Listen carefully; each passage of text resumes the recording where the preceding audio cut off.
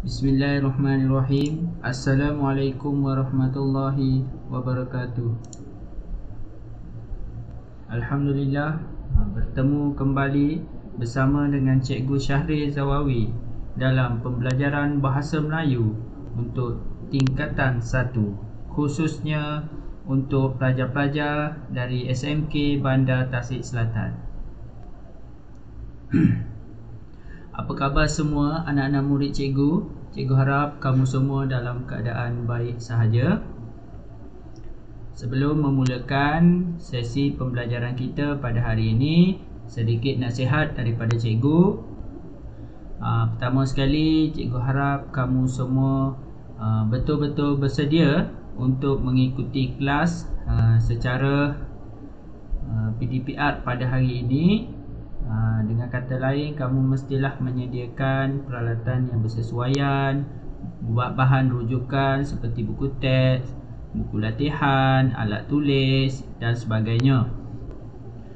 Kemudian cikgu harap kamu telah sarapan ataupun kamu sudah makan, duduk dalam keadaan yang tenang, bersedia untuk mendapatkan ilmu. Hari ini cikgu akan meneruskan kita punya pembelajaran kita pada hari ini.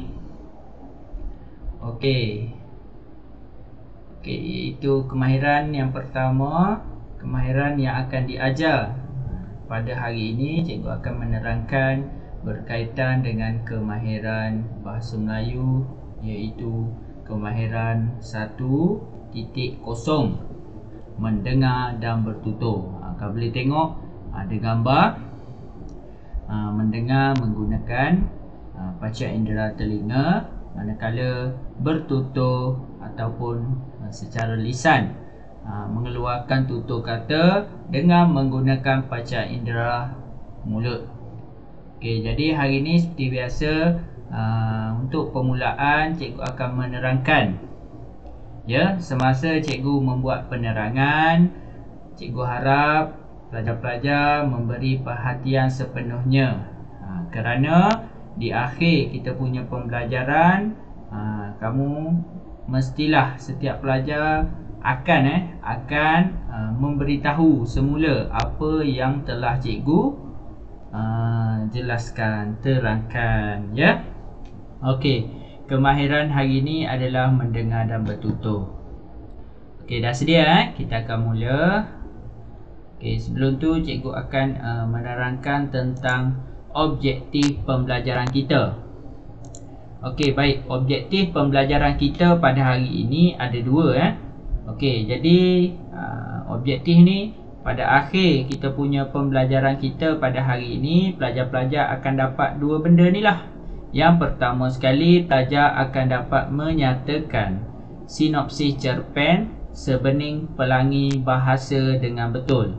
Mana pelajar dapat menyatakan dalam bentuk lisan lah, sebab kemahiran hari ini mendengar dan bertutur. Dapat menyatakan secara lisan sinopsis cerpen sebening pelangi bahasa dengan betul lah. Mana cerpen dengan betul. Nanti kita akan tengok apa itu cerpen.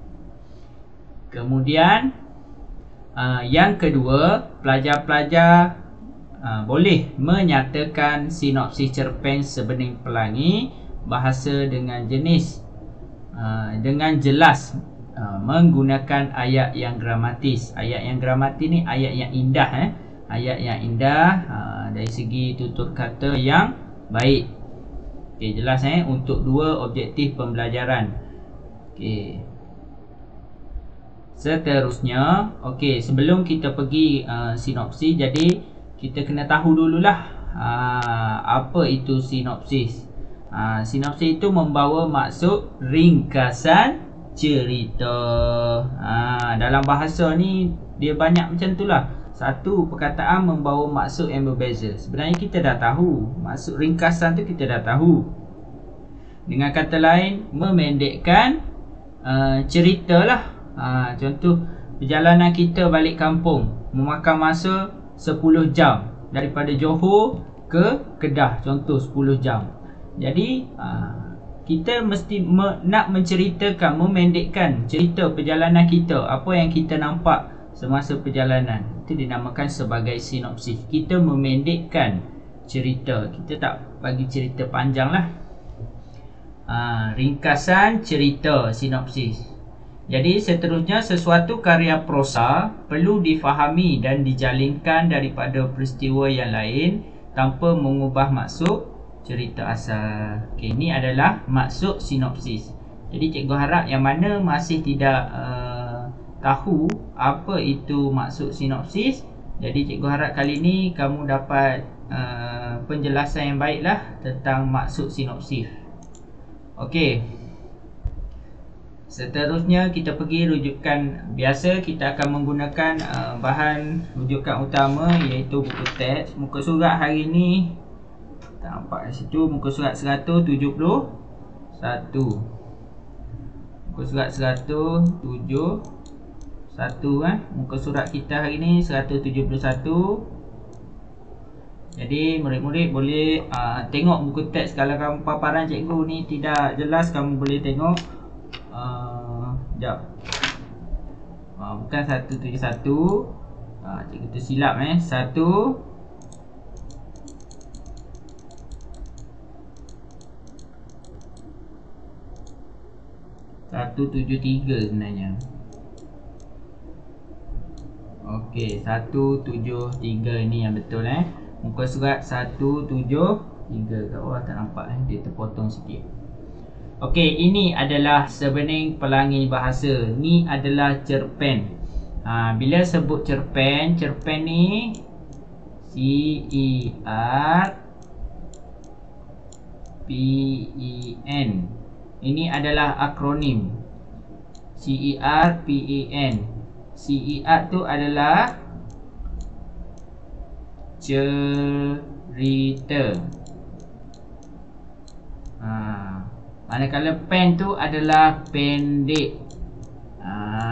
Ni adalah akronim kepada cerita pendek. Jadi tajuk cerita pendek hari ni adalah Sebening Pelangi Bahasa. Sebening Pelangi Bahasa. Okay, boleh nampak cerita pendek Cerpen tu adalah cerita pendek.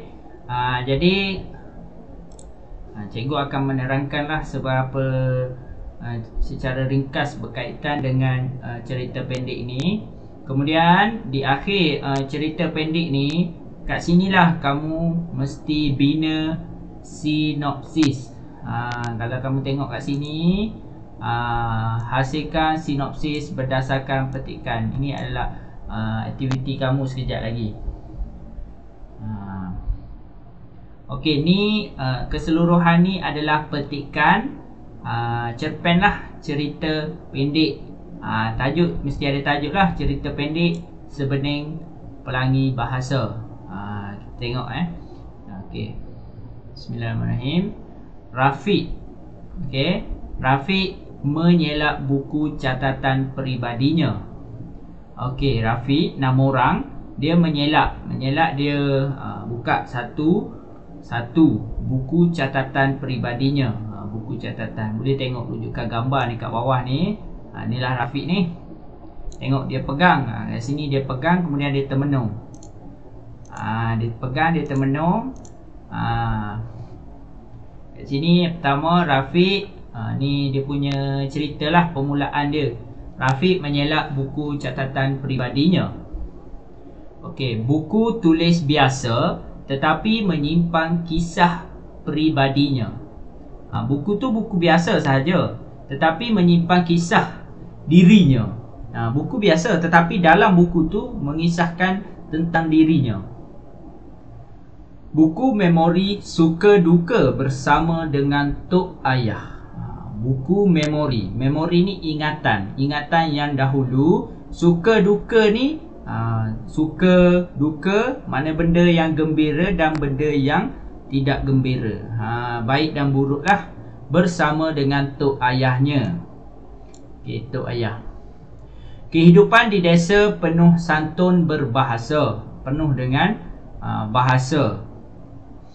Adat budaya masih menjadi amalan mereka. adat budaya. Menjadi amalan mereka. Maknanya adat budaya masih diamalkan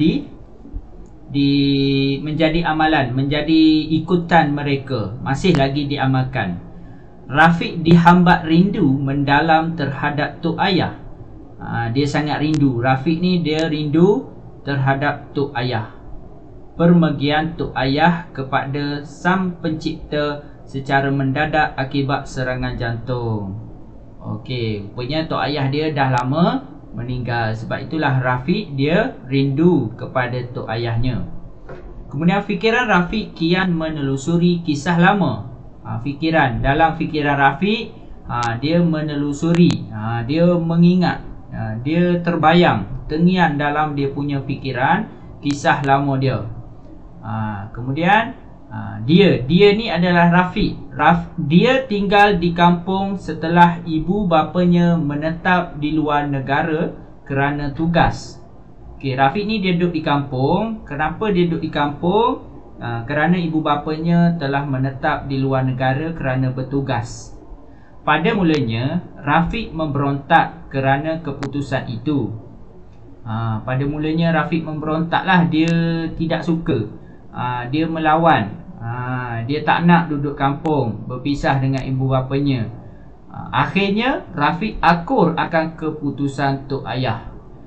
Dia akur akan keputusan tok ayahnya. Okey. Kemudian kata tok ayah, ilmu di dada sangat sedikit untuk melawan arus negatif di negara orang. Tok ayah ni mungkin ayahnya. Ilmu di dada sangat sedikit untuk melawan. Maknanya Rafiq ni tak ada ilmu lagi. Jadi ilmu yang sedikit ni sangat mencabarlah. Mencabar bila berada di negara orang. Jejak juang bahasa tok ayah jejak juang bahasa tok ayah semakin lama semakin bercambah dalam diri Rafiq. Tok ayah ni ayahnya. Kemudian pesan tok ayah berpesan kepada Rafiq. Dia macam flashback balik, dia ingat balik benda yang terdahulu. Pesan tok ayah, gunalah bahasa Melayu. Gunalah bahasa Melayu, ni pesan tok ayah. Kemudian Rafiq menyelak helaian demi helaian. Dia menyelak lagi dia punya buku catatan peribadinya. Kemudian dia menyelak, tok ayah banyak berkarya. Tok ayahnya banyak berkarya. Berkarya ni menghasilkan penulisan lah. Menghasilkan penulisan dalam bentuk sastra. Perjuangan beliau melalui luahan minda. Perjuangan siapa? Perjuangan tok ayah lah. Beliau ni adalah tok ayah. Melalui luahan minda. Dia meluahkan apa yang ada dalam minda, dalam fikiran dia, melalui tulisan.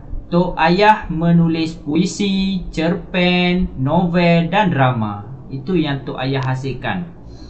Semuanya syarat dengan seruan pembangkit semangat.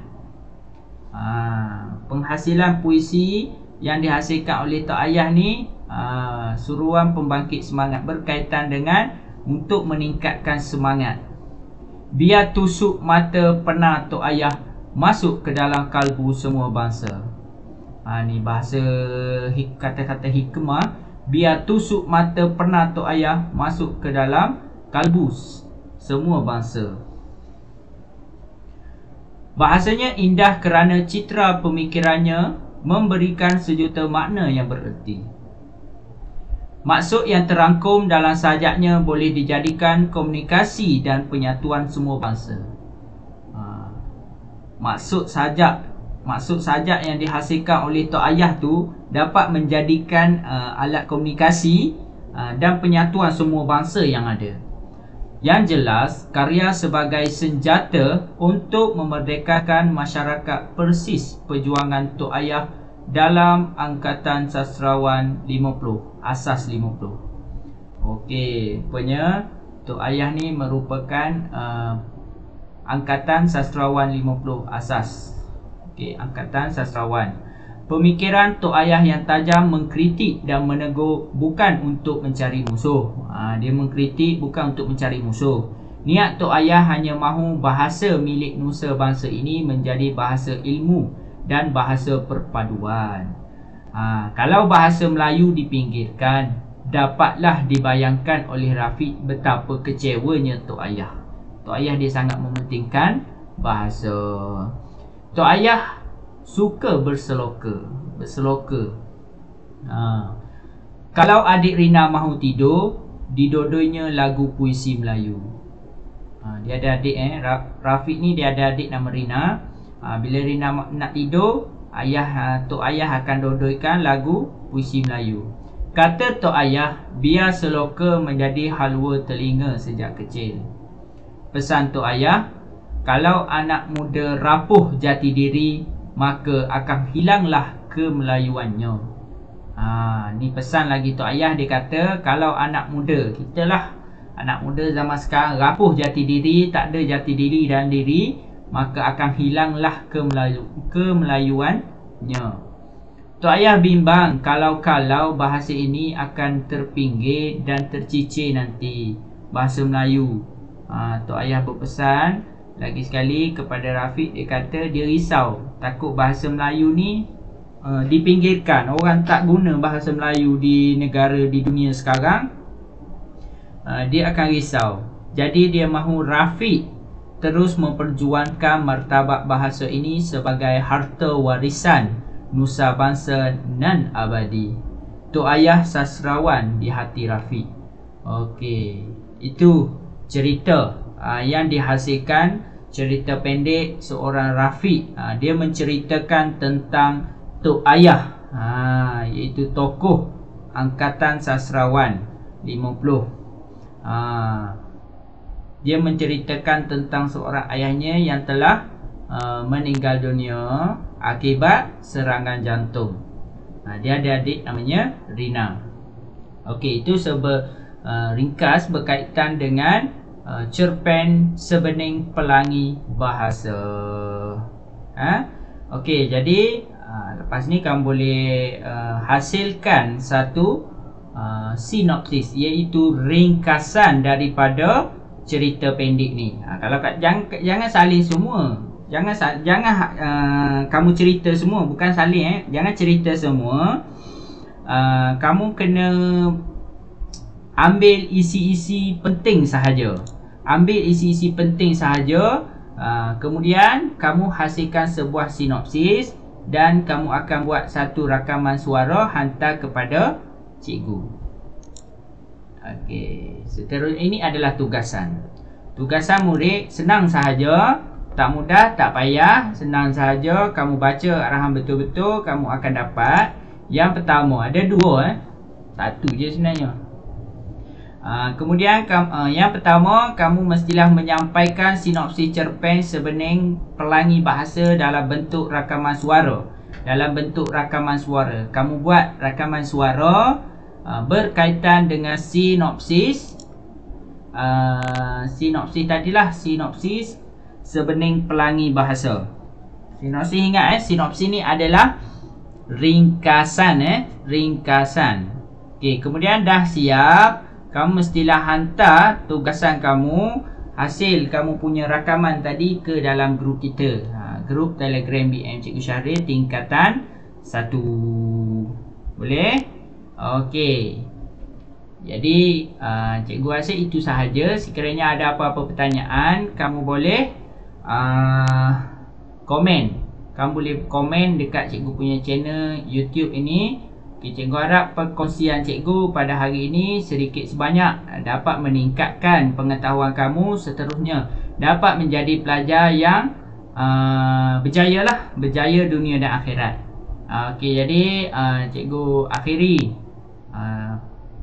perkongsian cikgu pada hari ini dengan wabillahi taufiq wa hidayah. Wassalamualaikum warahmatullahi wabarakatuh. Jumpa lagi.